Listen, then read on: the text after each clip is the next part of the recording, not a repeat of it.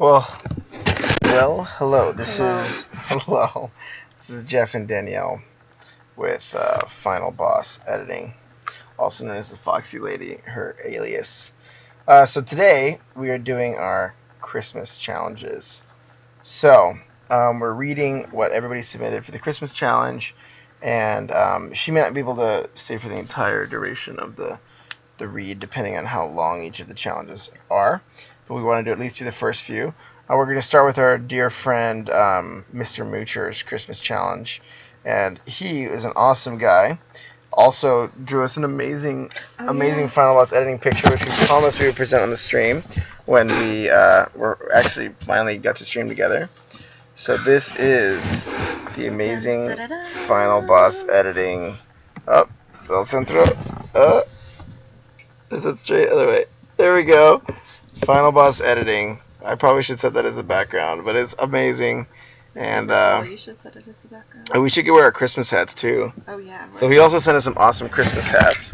I think they're on my desk over there for the Christmas challenge. And so I guess it's only appropriate to read. Belated Christmas. Yeah, but it's only appropriate to read Christmas stories. Christmas stories with Christmas hats. So here we can. I don't want to break the. Here you can, Oh yeah. Yeah, I'll put that back. Yeah, just hold it like this the whole time. We'll Yeah, we were pretty excited about it. It was a pretty awesome job. Yeah, It was back when I had a beard and a blue mug, which was somehow misplaced during the move. Oh no. I think it's around here somewhere, but it's gonna be MIA for a little bit. I don't know if Moocher's seeing this. I hope he's on. We'll send him We'll send him the recording. If he comes on, we'll grab it again. Yeah. Anywho. So that was pretty awesome. We were pretty stoked to see old Mooch also submit for this, which we were very excited to read his work, and I hear the ending is going to be quite a cincher. So to give some context, these Christmas challenges were all written in 2 hours. I'm going to write it in here and copy it so I don't forget, just so like people who jump in later know. Challenge edits, all stories.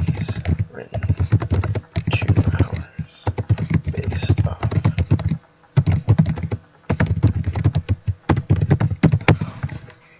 I don't know. There's probably a way to just actually have that text, but I'll do it like this. Okay. Why am I late for Christmas dinner? Let's find out, shall we? Jimmy and Jesse were what most people would call the perfect brother and sister. Jeez, Moocher's a freaking good writer. Just, gosh, he's got to actually start writing for real. I would be mad at Mooch if he didn't actually start writing. They always behaved. They ate their vegetables, and every year they would build a whole fleet of happy snowmen in the yard. They laughed and giggled as they made their way down the snow-covered road to their winter home, and admired their work as they passed closely by about 20 snowmen that looked down on them as they made their way. The sun was sinking quickly over the mountains as beams of light pierced the evening darkness. As the air grew colder, Jimmy said, "Are you warm enough, Jessie?" Looking back with her pink cheeks, she smiled and said, Chinks? Blah, blah, blah.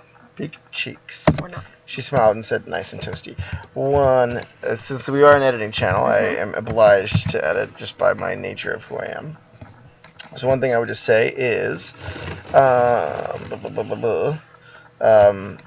always space out your dialogue tags. Space out. That's just, it helps a lot, especially with smoothing out the read. It's just kind of the brain is used to seeing the dialogue tag spaced. Looking back with her pink cheeks, she smiled and said, "Yes, I'm nice and toasty, thank you." Snow crunched under their small rubber boots as they lazily plodded down you can read the girl one if you want. That led to their log cabin. Jimmy's stomach grumbled and he started to ask, "Do you think that Mom?" But they both heard a soft creaking sound in the snow behind them. When they turned and looked, all was quiet. Gently falling snow quietly patted on the already established wintry blanket on the ground as they gazed up at the snowman. I would, and this is something that I always do on first drafts, is I don't always build enough scene. I would, in future drafts, spend a paragraph or a few extra, since this is on if I could spell building out the scene.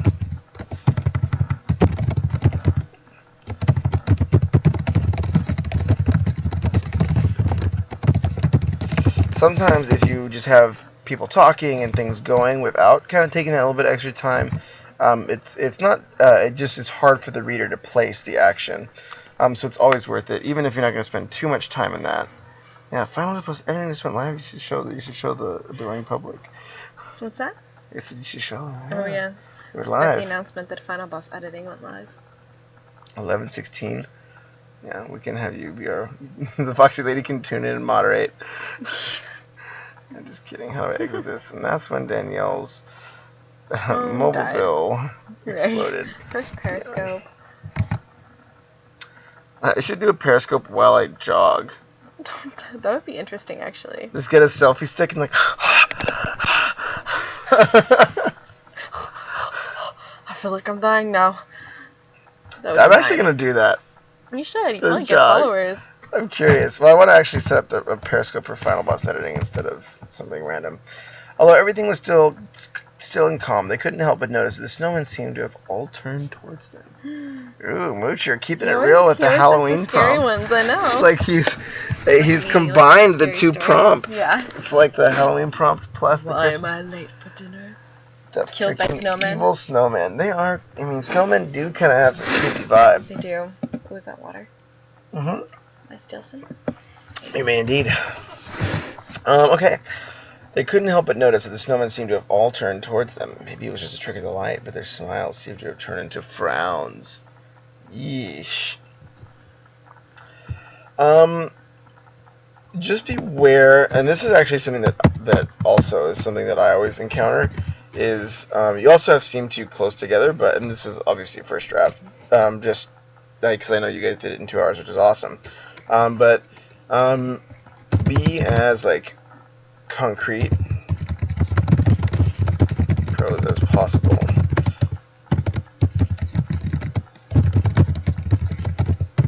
I do that all the time, honestly. He just edited an essay of mine, and I did that constantly.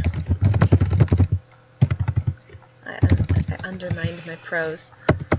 It's okay. Oh, hey guys. Hello. What's up after? Yeah, it's just Moocher. straight whiskey. Hey Moocher, we just displayed your amazing artwork. We did. And we can do it again. But we are actually reading the we were just commenting that that this is an awesome merge of our Christmas prompt and this is Moocher's awesome Final Boss editing artwork, which we were pretty pumped to see. Yes. So we were pretty excited, and we were repping the Moocher hats because this is in fact a Christmas challenge. So you gotta wear your Christmas hats during a Christmas challenge. Moocher painted this for us. Moocher, yeah, and then this is also his story that we were. And I have a foxtail. Whoops, other side. Other side, yeah. It's so confusing with the inverse. I know. Oh my god. Yeah, I was like, I always think it's like a mirror image. Cool. Only be uncertain with a non-reliable narrator. Absolutely true. And those are valuable, but when it... Yay! We appreciate it. It was amazing. You should stream your art as well as your TF2 commentary. That'd be like Bob Ross. Yeah, you got to do the Moocher, Bob Moocher. Moocher Ross. I'd watch it. I'd watch that. Moocher always jumps on like right when I'm like, I think we were like at dinner when I saw Moocher come on last. So yeah. It's always like the worst times. Yeah. Very festive over here. Yes. Well, these are the Christmas challenges. So, this is so every writer on Twitch. I'll paste the little comment again. I knew I would need it, so I copied it. All stories written in 2 hours based off Christmas-themed prompts. Bob Ross, there it is. Kappa Ross, yeah. Kappa. So this is Moocher's story, and so we're editing it. Everything's actually. I was just commenting to her. I was like, man, you really should do writing. It's very, very well developed prose. I'm actually quite surprised. Not like that I expected it to be bad, but it's like, holy crap, it's actually pretty solid. And maybe it was just okay. So these two kids, great brother and sister, walking home in the snow. They always build snowman, but all of a sudden their snowman seemed to be turning sinister. All turned towards them. and frowned. They couldn't help but notice that the snowmen seemed to have turned towards them, and maybe it was just a trick of the light, but their smiles seemed to have turned to frowns. After staring at their creations for another moment, they tried to shrug it off and continue. They tried to just shrug it off. So these are the types of things where those like tried to, seem to, again, like those are, it's like your natural inclination to kind of almost protect your own writing and be like, well, and kind of be a little bit more ambiguous. But it's always something that's just a discipline to kind of. I do it constantly.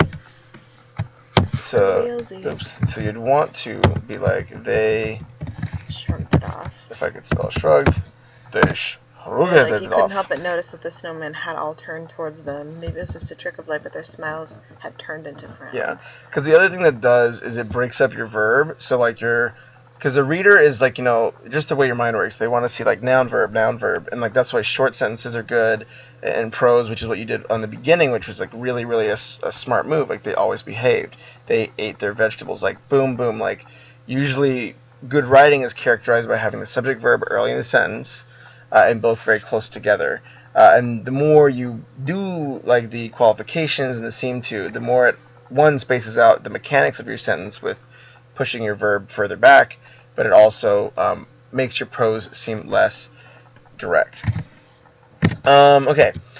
When they started home again, they hastened their pace and did not look back. The light faded, and the temperature dropped. From their holiday cabin seemed further away than ever. The silhouettes of bare trees from the sinking sun crept along the ground like skinny fingers that nipped at their heels. Oh, like nice that. imagery. Yeah. Nice imagery. Oh, oops. I keep on pressing the Windows key instead of Alt. How about we race home? Jessie asked nervously. Sounds good to me, sis, he responded. They began to jog towards the house in the distance. The air grew suddenly very thick. One thing that I one adverb that I always say to be wary of is be very careful with very, because usually it's just a increaser, but it doesn't have that qualitative benefit, so you don't know what or how that thing is increasing. Also, in our Christmas theme, we have great Christmas lights. Oh, yeah. Yeah, which is awesome. And we're in this amazing, comfortable bunk bed, which is like a magical quite nice. cove. I'm going to rest my head because Yeah. I pulled a muscle in my neck. So, yeah, I'm just going to That's rest just it. her excuse I'm cool. to snuggle. It's Yeah, really I mean, embarrassing. that's It's half of like, we get it. I know. I know. I was like, this is going to look super weird, It's but like, I'm yeah. actually, my head hurts. It's Or okay. my neck. It's all good. You poor thing. Starting to run in earnest, but the air grew suddenly thick. It was closing in on them. Starting to run in earnest, their eyes... And this is another great... So this is actually an interesting thing. So like it was closing in on them. So you have this great imagery before. So that's something that I would almost encourage you to do again. Give me an image that show how it closes in on them. Give me a... Suddenly they can't see emotion, further than a couple of feet or something. Or a way to visualize it.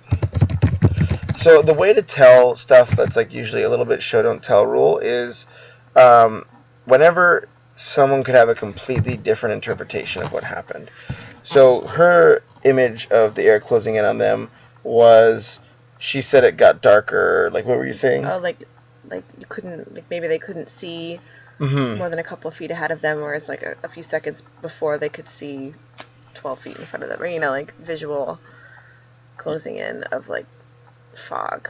And that's actually really interesting, because the thing I was actually thinking of was like more like breath, like their breath was starting to come hoarse, and so those are the types of things that doing a little bit more specific, giving the image you're trying to convey to the reader will really just help align the world you're trying to create with them. Starting to run in earnest, their eyes teared up as they cut through the as they cut through the chilly air. Suddenly, a snowball collided with Jimmy's face, and he fell on his back in a snowdrift. His face stung from both the cold and the impact. Clouds of mist. So, both from the cold and the impact. Clouds of mist puffed out of his mouth, and his heart rate spiked. Who threw that? He shouted, trying to sound angry, but actually trembling with terror on the inside. Show, don't tell. I would just be like, clarify why they became so scared. They seemed to have.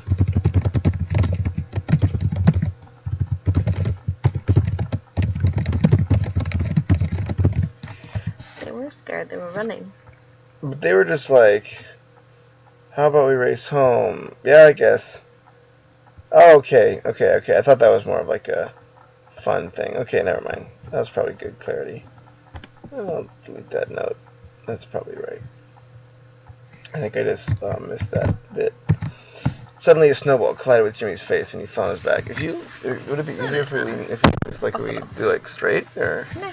Okay, it'll be fine. Mm-hmm. Not bad. Clouds of mist that puffed out of his mouth. His heart rate spiked. Who threw that? Great, also great imagery.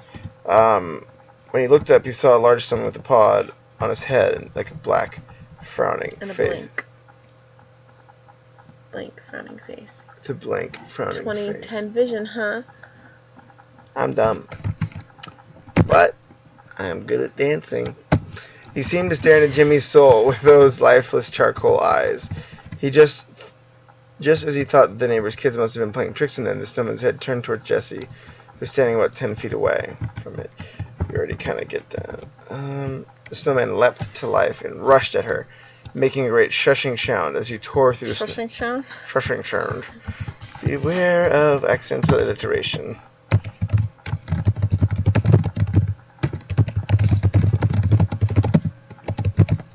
And an accidental alliteration, right? Is also alliteration. Yes.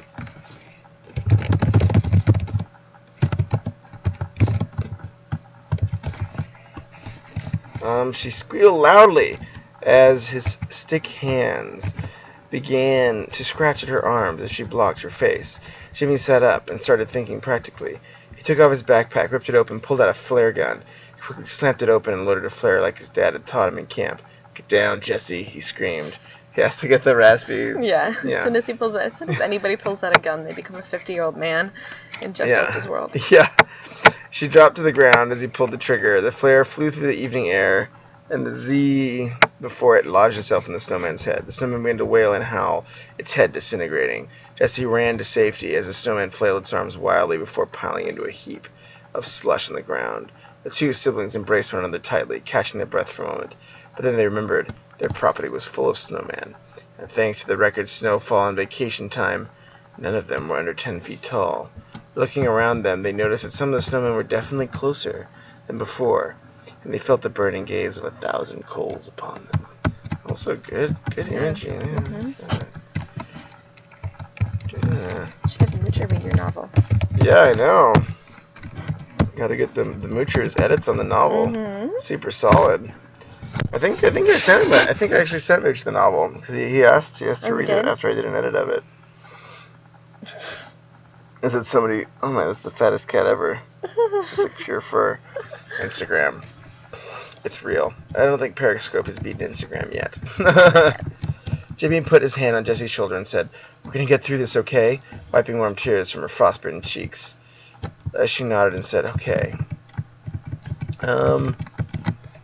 Be careful. Is it that cold?"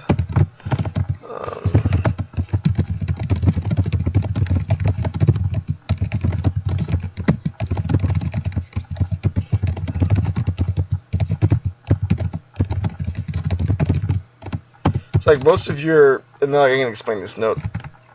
Most of your images have been pretty, like, what it is. Like, it's obviously used comparison to give us a better sense of what it is, but it's usually been about what's happening. So when you say something like frostbitten, I'm like, whoa, is she like that? Like, are they like legitimate? Like she like is losing feeling, pinch those little cheeks, losing feeling, those types of things. So you want to make sure that like, hey, you can use that hyperbole, but which work. I mean, it's a great image, but like you want to make sure that you've set that up early so that we're expecting it as the reader. So I think that particular image, it doesn't pay off, or it's a bit confusing because you have been really concrete with your images previously.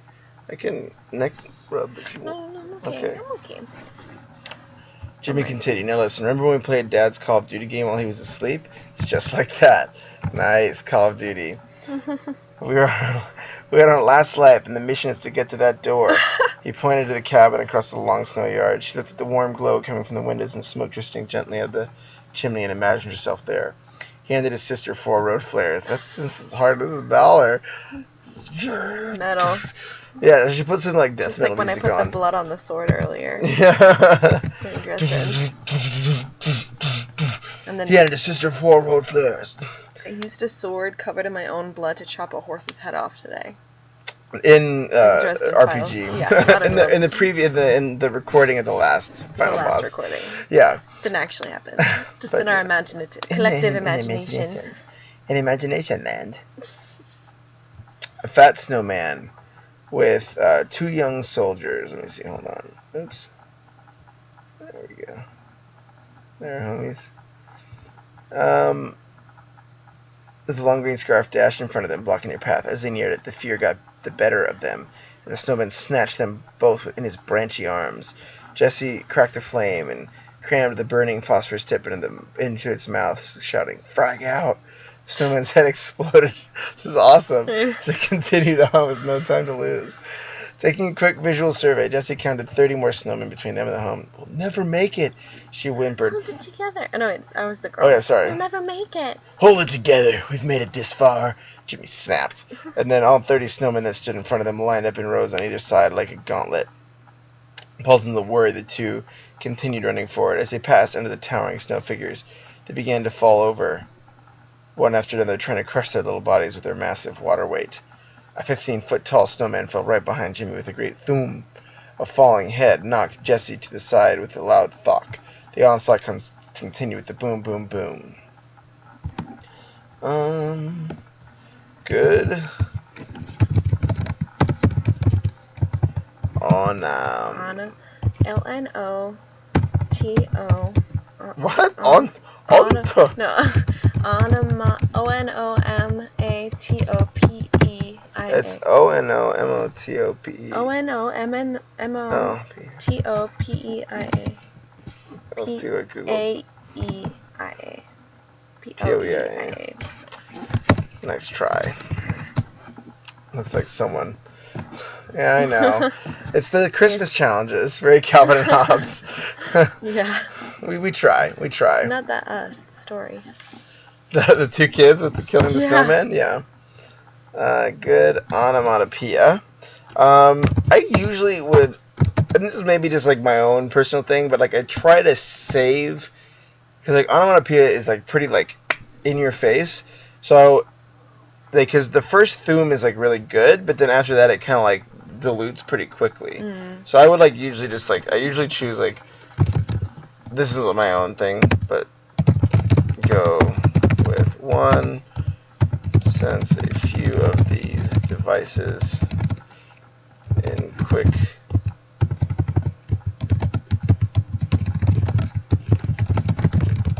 like that kind of the impact that literary device has.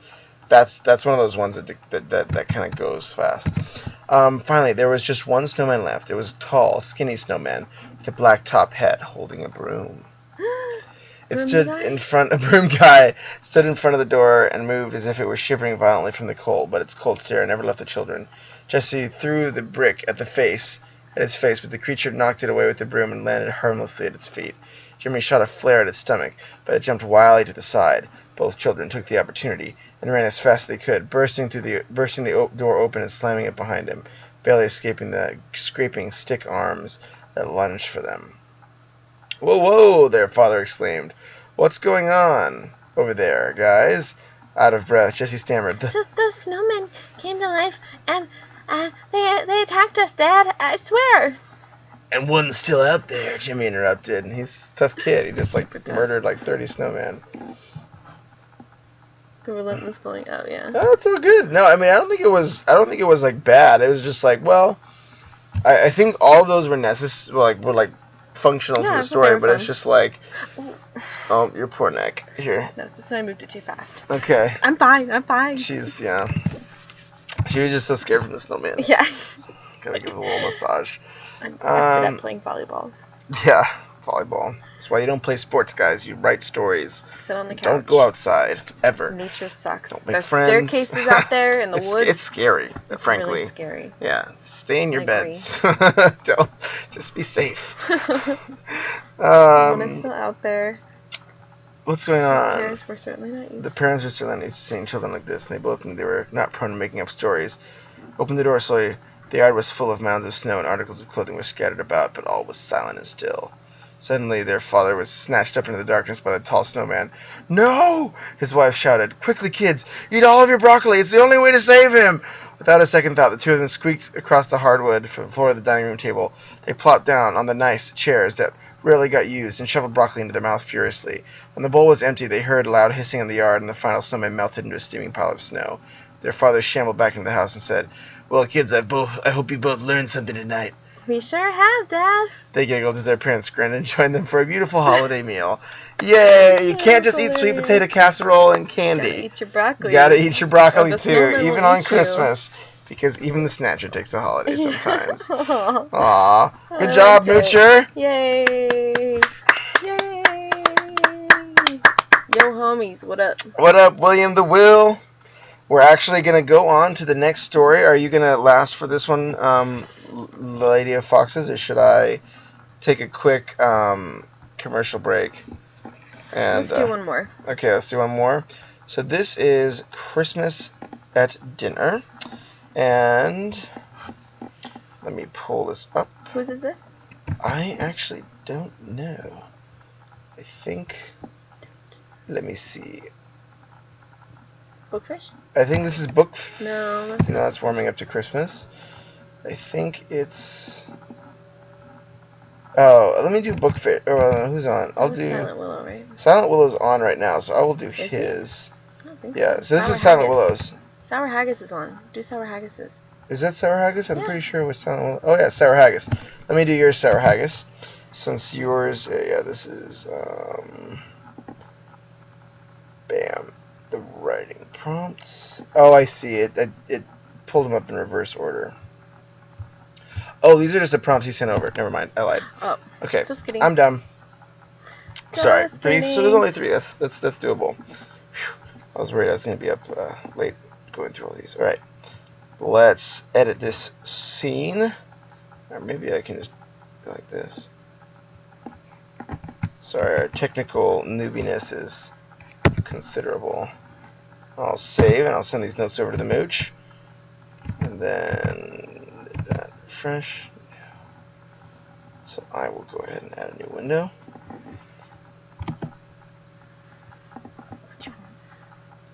Under capture. Word. 2. Bam. Alright. Christmas at Dinner. Yay. Here we are. You Yay. live? Alright. Live. Let's make this happen. Kicking. It's something, but it's a bit long and not a Christmas one. Well, you're Oh, welcome should to send send it. We should. I always love editing stuff, so I figure it's always good for everybody home. Aw, it was awesome. Sorry it took us so long. Yeah, it's been a crazy. My brother got married a few weeks ago, and I moved. So this is SilentWillow's. Mhm. I Sir don't think he's Casey. on, but I don't think he's on right now, but I'll send. I always send over if I've edited someone's stuff. I always send them the recording, just in case.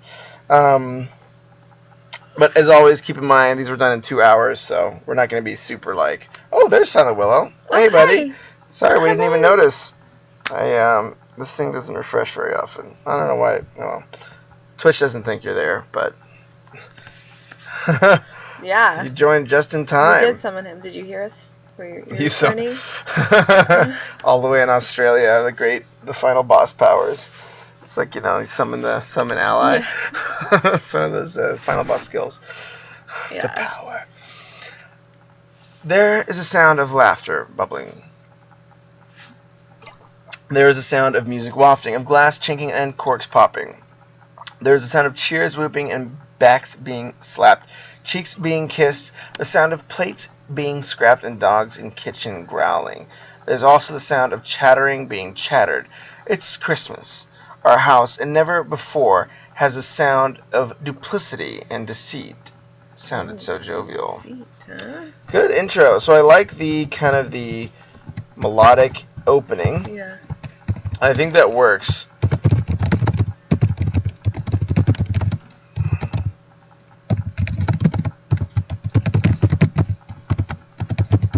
So it kind of gives it that Christmassy kind of. I think that's like actually a really smart move on SilentWillow's part, because it kind of. Oh, this suddenly got like massive. Hold on. And shrink. Enhance. Enhance. Let's bring it over here, and then bring this down here. And there we go. Oh, yeah. Sweet. So yeah, great job on the intro, and hopefully that's still somewhat visible with all the weird Twitch stuff. It's okay. My name is Mike, by the way. Be welcome, but be careful. Not everything is as it seems. That's just the way things are around here. I'll see if I can draw you a map. See that fat stogie of a man? Yeah, the one with the crooked collar and the bad perfume. Great. Great use of image. You kind of have the picture of a stout cigar and kind of great imagery. Yeah, the one with the crooked collar and bad perfume, cloud that hangs around the cigar smoke like a cheap hooker. That's Uncle Bob. He runs things, the family business. But ever since his wife died, he's kind of cuckoo. Did you see him? Uncle Bob is moving between groups. So I know you're going to show this, because I see this down here. I always like one of the things that I struggle with, which is probably why I have like a really like hair trigger on this, is transition between like paragraphs. A bit jumpy, and I know that's kind of the tone you're going for, even for the current tone. And that's just kind of one of those trade-offs. And I think it's like you are betting pretty hard on the tone, and I think it's awesome. But I think sometimes it's like I at least struggle with this because I get caught up in tone to such a degree that sometimes I run the risk of like pulling the reader out of the narrative a little bit. So I don't think this did that, but I think it's a little bit closer than some of the other tone choices. He carries a champagne glass in his left hand, like it was a baton. You know, the kind conductors used to orchestrate, not the kind police used to order. He likes to keep the right hand. I would almost, because like I like the use of a side, but sometimes if you're already describing a character, it can like pull you out of that character's description. So a side is always kind of like a trade-off. Ooh, got one from Geoff Stewart, Night at the Opera. Nice. I'm excited. We will definitely read it. And that's our dear friend Sour. But when you use a side, you kind of sometimes have that. It's good, but it's always a risk, and it pulls you out of the narrative. And there's already a lot of these kind of narrative like tugs in this one so far. So that would be something that I would probably just say, like it was a conductor's baton, and that's still I think conveys that image, but that would be kind of a. All right, take it easy, Moocher. The cork of my moonshine. That was really good, Mooch. And thanks again for the... And great picture, yeah, for the awesome Final Boss editing. For anyone who hasn't seen it yet, Final Boss editing this artwork. for Christmas. It was pretty awesome. We're going to try and make it the background. Yeah, at some point. Because it's awesome, and I have a foxtail. And the tail. I think the tail was one of the major selling points. For me, yeah. Later, buddy. I want a tail. He likes to keep the right hand free, because that's the hand he uses most. He walks to a group, waving a glass to catch everyone's attention, then like a leech, squeezes himself between the women. Always the women. He cracks a joke, probably about business, and watches shrewdly for it. The women. The woman that laughs the hardest. He'll walk away soon, but not before that right hand grabs her rump, and gives it a right royal firm squeeze, too. Is this guy British? I hope so. Right royal. Right royal, then. Or maybe is Silent Willow British? Maybe. Or maybe the narrator's British. Enjoy the masterpiece. Thank you, Moocher. Have a good one. Night Mooch. Don't drink too much of that moonshine. Or only a little bit of moonshine. A little bit. It helps Just you enough sleep. to put you to sleep. What a leecher, but not one of them. Husbands included. Dare tell him off. I mean, what's the harm, right? After all, it's just a harmless gesture of familiarity. Uncle Bod comes from the homeland, so he's a real traditional about certain things. Strict. He has only what you already drink it all. The last drops for the old final boss. Thanks, babe. He has only one daughter, Tracy. She's a bit of a radical. Never mixes with the adults. Says they don't understand her. She's always running off on some cause to save whales or trees or swampland somewhere. Family mostly indulge her ideologies, but perhaps this year she's gone too far. She never drinks, but you can smell a strong whiff of reefer around her. This year she brought her lover home. Uncle Bob, of course, took an immediate interest in the girl. Not from paternal aspects, mind you. When he grabbed her rump, it took a lot of cussing and a confession that she doesn't lean this way for Uncle Bob to understand that Tracy and the girl weren't just friends. Now, he's not speaking to his only daughter. This has made Uncle Bob broody, in the mad kind of way that can leave corpses in the gutter. Dun dun dun! Tracy's got a girlfriend. Okay, I thought he was grabbing his daughter's butt for a second. I was like, yeah. Clarify, I'll just put what's that. happening here? Clarify, he's not creeping. But also, I realized, I didn't think that was what was happening, but yeah, I think that would be not bad. Also, I like the way you bring in stakes, so it's good to have, like, hey, Uncle Bob's willing to kill people. It makes this just at least, like, you know something is potentially going to be on the table in, like, a very considerable way. So everyone's swimming around him like they were slabs of meat floating in a shark tank. It's hard for so many vanities to remain unobtrusive. So the rump smacks are a little harder this year, and the laughter a little more edged. So yeah, like I said, yeah. Good. One thing to think about, I thought above description, was this year.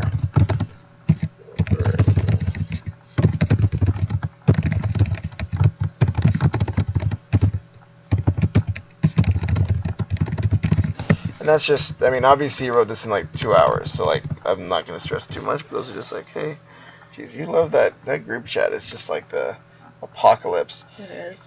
Never ceasing, unrelenting. Unrelenting group chat. So yeah, like I said, Christmas at my place. Shall we go down and meet everyone? Yeah, you'd better keep a little wary of Uncle Bob, though. He don't like foreigners at the best of times, and he's already angry. We stop in the kitchen first. Get a beer, chilled, of course. Mind how you step now. It'll be crowded with the women preparing for their dishes. So I remember at some point, SilentWillow, I watched your stream and you were writing poetry. And I definitely think, like, your sense of rhythm is on point. So I think I really like the way you're bringing the rhythm in. I think those passages are, like, probably the strongest ones, which is, like, you know, pretty cool to see, like, that you're able to, like, pull that off. So, like, commendable. Don't dip your finger in anything for Christ's sake, or if you do, you'd better make damn sure no one sees you. Otherwise, there'll be a cackling sound loud enough to shake God on his throne. I kid you not. This one, Christmas Vancouver, did it. He was only 5, and he got a beating for it. Yeah, the kind of beating... I don't know what the Christmas Vancouver is. You need to put a pillow under your neck. There you go. Okay. You'll be okay, champ. Yeah. Better? Yes. You can just lay flat like this. Gonna lay. You alright? Mm-hmm. Okay. Kids these days. True that. Yeah. Hip to the hop, to the hippie to hop, till you don't stop. She's just sitting. Don't quit your day job. your little Christmas Derping hat out and your over bad here. neck. That's pretty hilarious. This could be a comedy show, guys. Yeah. He was only 5 and he got a beating for it. Yeah, the kind of beating that traumatizes. Like 2 of them mothers just laid into 1 kid. So I would clarify, I'm not sure. Don't dip your finger in everything. Fussing over the creations. Make damn sure no one sees you. Otherwise it'd be a cackling shout. This one, Christmas Vancouver. So I don't know what a Vancouver is, so I'll just be like, lean with. Vancouver sounds like a kid. Yeah. I'm pretty sure that's what it was. And he does clarify. But it was like kind of just a little bit like, oh, I don't know. And he got a beating for it. Yeah, the kind of beating that traumatizes. Like 2 of them mothers just laid it on the kid. Fuck, what a horror show that was. They get so intense about effing food, you think that they were offerings to Christ himself. Well, in Aunt Jane's case, that's just about exactly what it is. She's that silly cow in the corner working that red sauce, ultra-religious. But I secretly suspect she's dipping the priest at her parish. Don't ask how I know, it's just a feeling. There's no way a woman as religious as she with a bod like that, dressing the way she does, is keeping them virtues to herself. Careful now, the fridge is crammed with shit, so take the beers out carefully. You don't want to upset the harmonious chaos inside. Yeah, so you can, so that's so you can take a dip in the pool. Careful, okay. She's okay. Whoa, is that a Taramalusa I see? Taramusalada. I'm gonna Google it real fast and learn. Ooh, it's some sort of dipping. Oh, I remember our dear friend Mr. Willow is in fact Greek, though he does live in Australia now. I had better close the door before I get tempted too much. Just take the beer and run. Greet the woman and say hello, you fool. It's not polite to ignore them. I know the scent of too many heavy perfumes and too much food makes your head spin. But if you don't at least wave them a hello, they'll be hissing about for the next year. You'll have all your dirty little secrets dredged up and ironed out and work over and over again. Maybe you can collect a few more this year that you never knew about. So one of the things that's actually kind of interesting with this, and usually, yeah, it's a Greek salad. One of the things... it's actually interesting because I did a few... Oh, you live in Greece still. Okay. Got you. Maybe just have a summer home. I want to go to Greece. Yeah, man, that sounds awesome. Like Athens. I've been to Athens before. Yeah. I was able to sneak into the Parthenon even. It was fun. But don't tell the government. But one thing that's kind of interesting about this particular piece is this is actually something that a few other people who are very poetically minded encountered in their fiction, where they were busy drawing these images and playing with words. But one of the things, there's kind of 2 options in short fiction. You either create a really clear world that has some sort of insight, or you have a story that kind of has, like, that forward motion. Mm-hmm. So I don't know what this is going to become. I'm guessing it's going to be kind of the world building. But usually those tend to be a little bit... you'll still want to bring in some story elements. So, like, you can have one that's just, like, all just drawing a picture of this world, but you'll want to have a little narrative arc in there sometimes. That may still come in, but that's something... Oops, I didn't mean to do that. Great scene building. Short fiction can run on this only, but it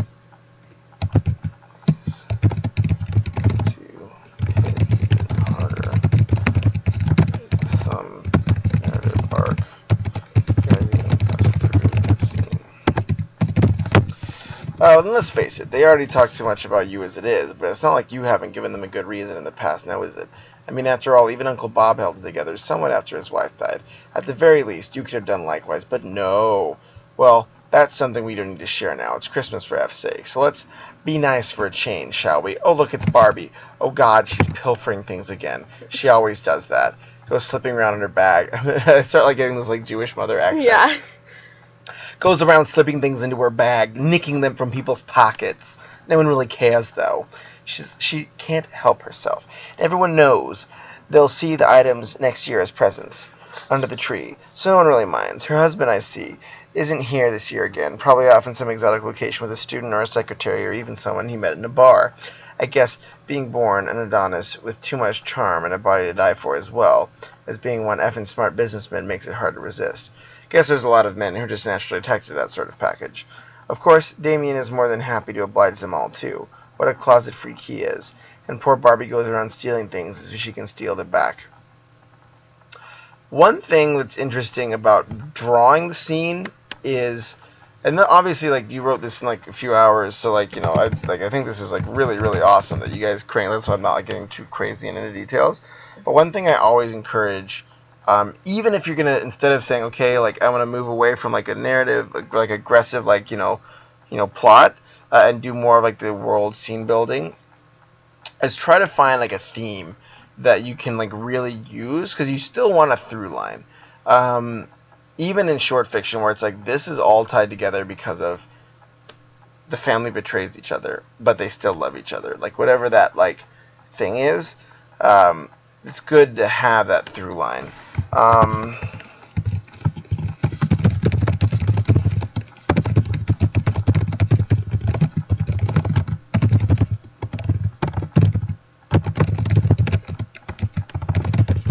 Yeah, this is more just like walking through a party. Yeah. Which is still funny and interesting.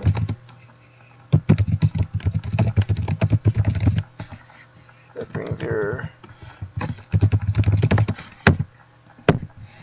Yeah. Man, no such luck at the patio being vacant, though. Here's May and Patrick, if ever... This is the paragraph. Oh, here comes Uncle Bob. Oops. Let's step outside on the patio and get some fresh air. Have a smoke, perhaps. There is. You'll see it coming soon. All right. This is just longer than everybody else's. Yeah. I have to be patient. Shame. Split it.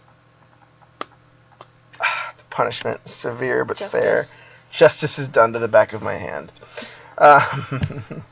Dean isn't as good as a carpenter as he thinks he is, but at least the doors look elegant if you don't try to open them too much. Quick now, here comes Uncle Bob. Man, no such luck with the patio being vacant, though. Here's May and Patrick. If ever incest and narcissism were to be personified, that'd be it. May can't keep quiet.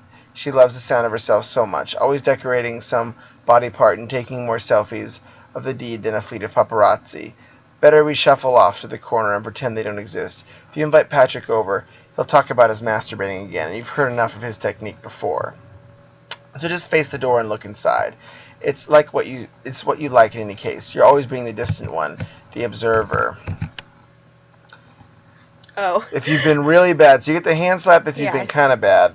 If you've been really bad, you have to split your hoof and get a hand slap on each side.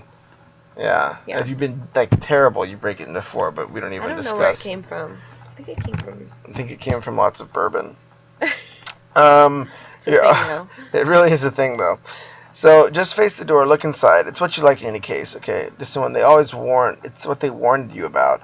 Told you to try and be more sociable, mix and mingle. That's the problem, you see, right there. It's not like you don't wish to comply with the instructions, but effing idiots that tend to give these things don't know how succinct to be. For starters, no one tells us. Just how much mixing and mingling should I do? Should I be like Dane, fondling the thigh of any unlikely woman who sits next to him? Or be more like Nicolette, who's always trying to get seated next to him in the hope of the young man will grope her aging, flabby thighs? Maybe like Uncle Fred, who'll boast about his jewelry all the time and laugh boisterously at his own jokes. Perhaps that's why his daughter, May, is always taking selfies. She learned to brag about herself from the best. Maybe I should be like Cousin Nick, who'll later thump the piano like a Liberace wannabe and screech some carol or another that no one can follow. Eff it. Maybe they're all effing imbeciles. Ah, the dinner bell. Let's go in. At least we can stuff ourselves. The food will be good. It always is. Grab a seat quick before the women begin to haggle about who gets to sit where. Once we're seated, then we only have to wait for Uncle Bob to make his usual long-ass speech before we get to eat. Wait for it. He'll tinker on the glass in his hand with a knife. There you go. Let's keep quiet and listen. Shut it. I'm going to keep it brief this year because of, what happened. I know we're all fucked as families go.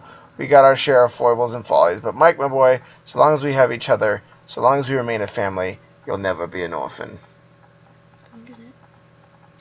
It's like, but it's still like they're all crazy, and it's just a bunch of crazies, but they still are like a family. So it was nice. Yeah. I thought there was going to be some big twist. That was still good. How's the kitty cone? I think she's poor thing. I left her alone today. I think she gets to take it off tomorrow. We'll see if she starts rubbing her little poor-infected eye. Looking better. The kitty cone of destiny. Yeah. Kitty cone of shame. The kitty cone of shame. Those are almost the saddest cones of shame. So she's kind of sort of a derp with it. She tries to shake her head to shake it off, and then she loses her balance and then almost falls over. Can't take her anywhere. She almost falls over. Like, repeatedly. And I'm always like, oh god, ah! I wonder. Let her fall. She's probably fallen when I'm not there. She hasn't learned. Did you give your cat life alert? Yeah. I've fallen and I can't get up. Just like, she doesn't know how to handle it. Life alert. Okay, I think I might need to. Poor cats. Hit the road. All right. Well, we will put pause real briefly. Oh, let me do this right. I'm just gonna get this adjustment set up here. You guys can start reading. We'll be right back. I'm gonna send this scoundrel on her way. Bye, everyone. I'll be back in a few minutes and continue the Christmas extravaganza.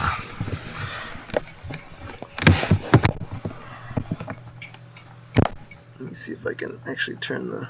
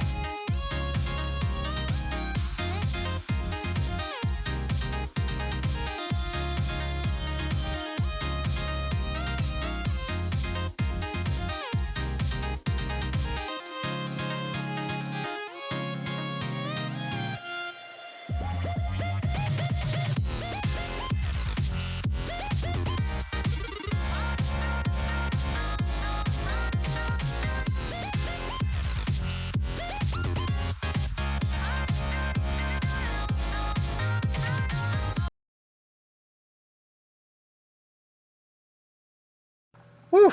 Well, hopefully that short interlude was entertaining. So this is the third and final of the Christmas extravaganza short stories. So you guys did some awesome work. Great job by Moocher and SilentWillow. Really great stories. So well done. We'll have to do another challenge down the road someday. It took me so long to get mine done. I was embarrassed that you guys totally dominated me in that respect. So great job. Thank you. And here we go. Warming up to Christmas. So this is by our dear friend and fellow Twitch streamer, Bookfish. So yeah, this was her first short story she's ever written. And yeah, here we are. It looks pretty good. I'm excited. I won't want to scroll too far down or else, spoilers. There are sounds of laughter and music coming from behind the door. So, I almost, and I know this is like being nitpicky. Oops, I should turn on track changes. I almost would want to start with, instead of that kind of almost as passive voice, so I would want to be as active as possible, where you say sounds of laughter and music come from behind the door. I quicken my pace, feel my heart drop as my feet slip. I hug the bag with presents closer to my chest and take a deep breath. Almost there. Blasted weather. I can't feel the tips of my fingers. Dexter decided to eat my gloves the other day. He's spending Christmas in his basket with a tummy ache. I would say it serves him right if the sight of his sad eyes didn't keep popping up in my mind. I remind myself to call my boyfriend later to see how the dog is doing, if I still have fingers to dial the number with. The door opens, and the warm light spills over the frozen path. Heather. She must have seen me coming.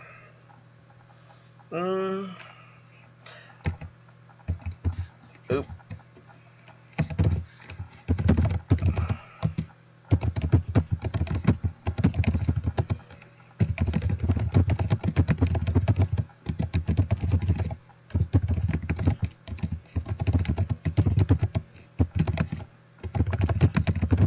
Yeah, unless you really want to, like, pop the reader, breaking out a name, like, sometimes verbs are a little bit more okay, like run, period, because, it does kind of imply the subject. Breaking out a name into a sentence all by itself is a little bit, like, jarring to the reader, unless there's, like, a really specific reason you want to do it. I would usually kind of steer the writer away from that. Hey, Sam, you okay over there? I grumble. She doesn't bother to come over and help, leaving me to deal with this freezing nightmare alone. I decide that I hate ice. So I don't know what. Oops.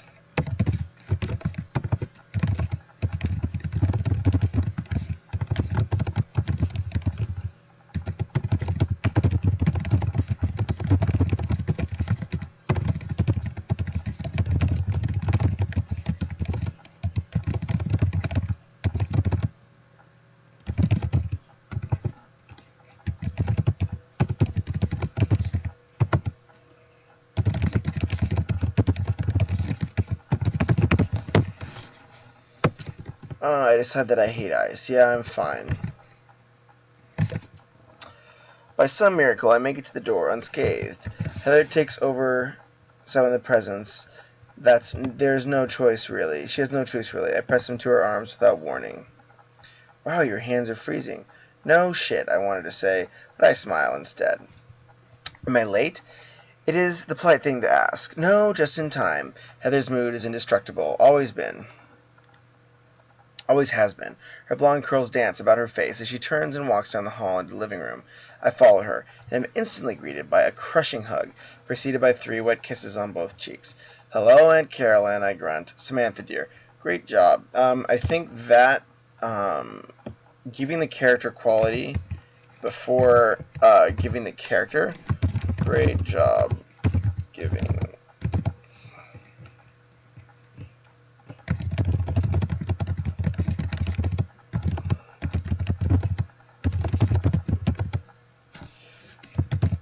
I mean, because everyone kind of has that type of aunt, stuff like that. So I think that was a really nice moment, and it kind of pushes you into like, oh yeah, like this is who this person is.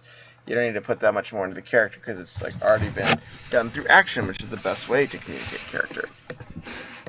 Samantha, dear. Where is the lovely boy you are seeing at the moment? She makes a graceful gesture with her hand, jingling her golden bracelets. Mum, you've made it sound like she's seeing a new guy every week, Heather says, laughing as she walks past. I am more annoyed with something else. No one calls me Samantha. No one has called me Samantha for years, yet Aunt Caroline keeps at it with grace, as is her way. Grace, so that's actually interesting, because you lead with this crushing hug, which kind of seems the inverse of grace.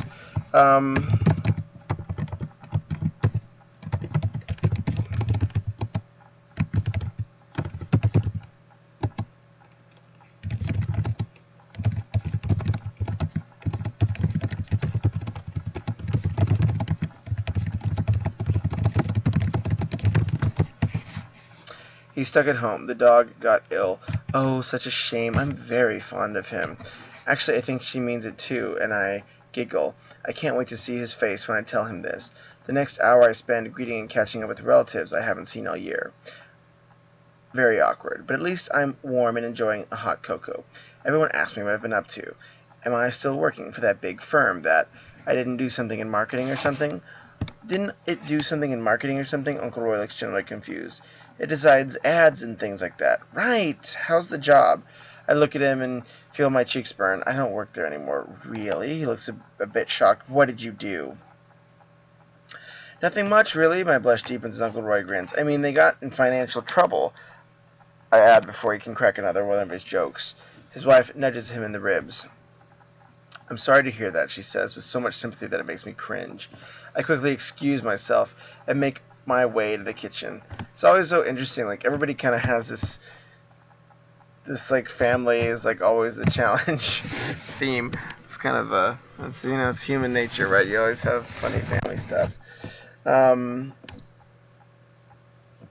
Fed up with the updating practical strangers in my life status, I have Facebook for that. It's nice and quiet in the well-lit kitchen. I sigh deeply and walk over to some very inviting-looking cups and chocolate mousse. Again, beware, very. I think inviting, because you already kind of give that.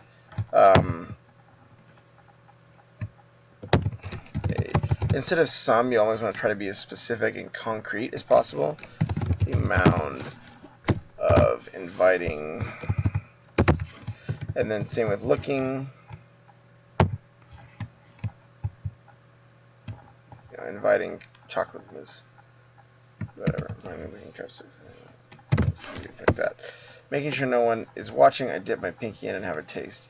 It's like tasting chocolate heaven. Oh my god, I say. There's a knocking sound. I followed by word. There's a knocking sound I followed by a word I would feel. That just sounds like a typo.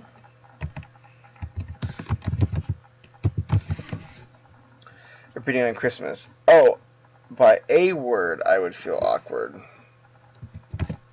Followed by a word I would feel awkward repeating on Christmas. The next moment a girl appears from under the center table. I stare at her for a moment. She seems completely out of pace in the old-fashioned surroundings. She wears Aunt Caroline's apron with chickens on it over a black dress that looks like it's straight from Interview with a Vampire. With a scowl, she rubs her head, her silver and black nail polish glimmering fiercely as her many rings as fiercely as her many rings and piercings. Great. So this is a great way of showing the character. So I think that's like one of something that seems to be really strong in this work. Your character work, really strong, very visual and action oriented. This is something I struggle with a lot, so I'm going to try to take a page out of your book in my future writing. But using these concrete, like she has nail polish, rings, piercings, like she swears a lot. I know that person right immediately, and that's like those types of details are things that I at least struggle with developing as a writer. And the fact that you wrote this in 2 hours and were able to pull that off is quite commendable. Here, I'll be right back. I'm gonna get some more water as well. Woo.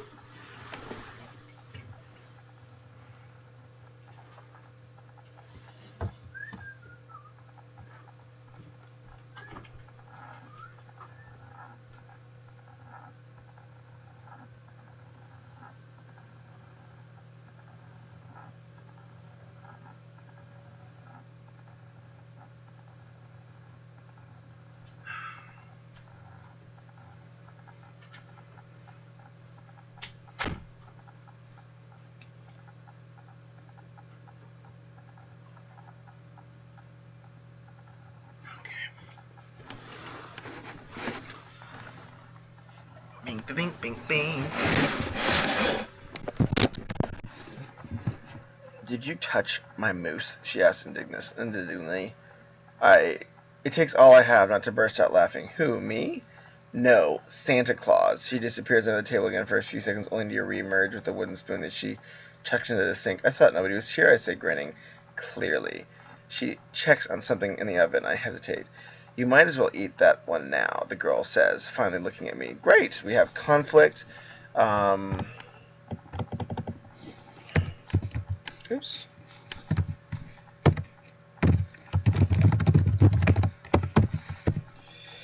I'm good, thanks. She shakes her head, and I can't help but admire her shiny black hair that flows.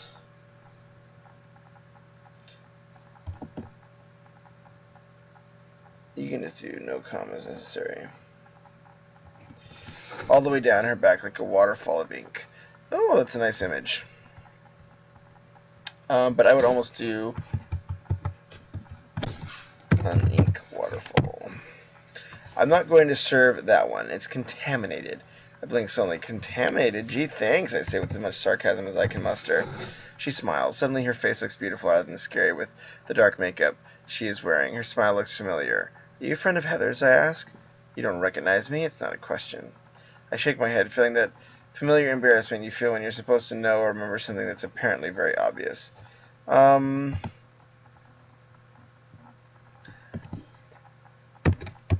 It's a little bit telling, so I kind of like, just the fact that she hasn't remembered something very obvious tells me that that's the source of embarrassment. Just describe the emotion. Source is clear. Context. Trust your writing.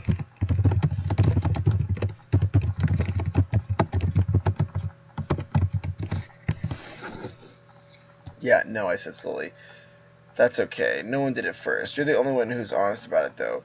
You're Sam, right? I nod and lean against the counter. The girl joins me, handing me the chocolate mousse I spoiled and grabbing one herself. Cook's privilege, she says, and touches her cup against the one I'm holding now like a toast. So, what's your name again? Amy. I nearly dropped my chocolate mousse. No, she laughs. Yes. There's only one Amy that is related to me, and that Amy is not a vampire goddess meets skater girl. Cousin Amy is a shy bookworm with mousy brown braids and baggy clothes. At least, she was last year. I stare at this Amy, which returns my gaze without flinching. Okay, I say, accepting what I'm seeing. You've changed. Just a bit. I enjoyed the chocolate mousse silence for a while. Suddenly, the kitchen door opens. Uncle Roy steps in and beams at the sight of me and Amy. We're going to open presents in a bit. Are you girls coming? He asks. In a minute, Dad. Amy walks over and pushes him out of the kitchen, closing the door behind him. I hear him laughing loudly as he vanishes from sight. Amy exclaims, stalking back to me. Great, I say. Really looking forward to this part. Why not? I'm not sure what part.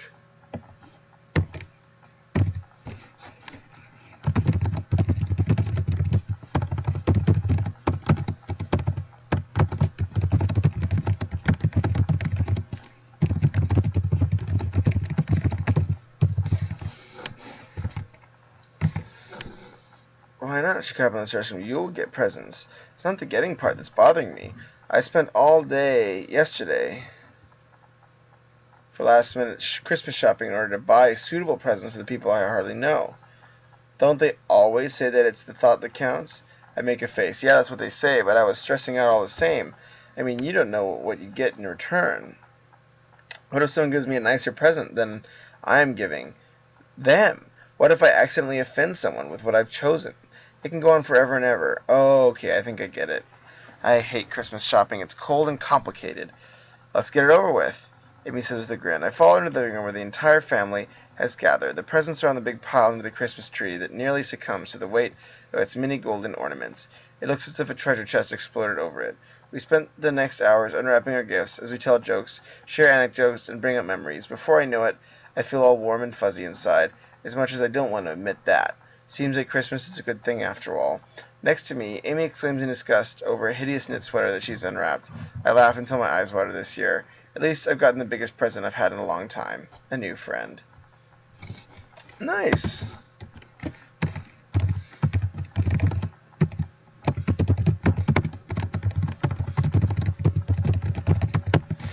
Great job. Man, you guys are crushing it. Well done, fellow Twitchers. The editing hat is, Final Boss's hat is off. Quite literally, I don't know where I put my hat down a second ago, but it's vanished. Let me see here. I can probably try to look at, see how many pages this guy is. 7 pages.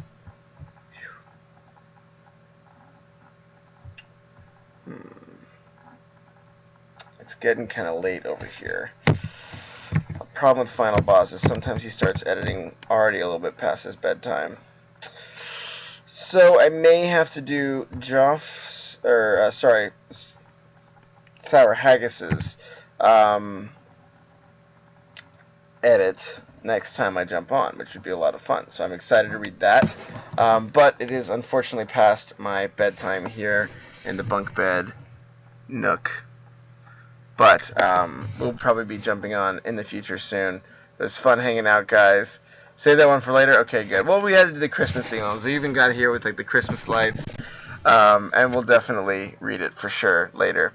And I always will send the recording over and stuff if you guys want recordings. There are some people who do not want recordings. So, but if you guys don't mind, I'll send the recording over later. But anyways, guys, take care. It was really fun hanging out with you guys and really fun doing this writing prompt myself a few weeks ago. I was unfortunately a little bit past the deadline, but I have my brother's wedding to blame for that. But this was a lot of fun just hanging out with you guys and, of course, reading your awesome work. As always, very impressed. Good job, Moocher.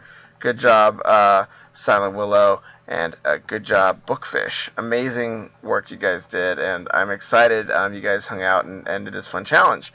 And if you all think of any cool things down the road to do in terms of challenges, 2-hour challenges, stuff like that, we got to make it happen. It was fun being able to see you guys' creativity in action. So take care, everybody. Have a good New Year now that Christmas is long over, and have a fun night.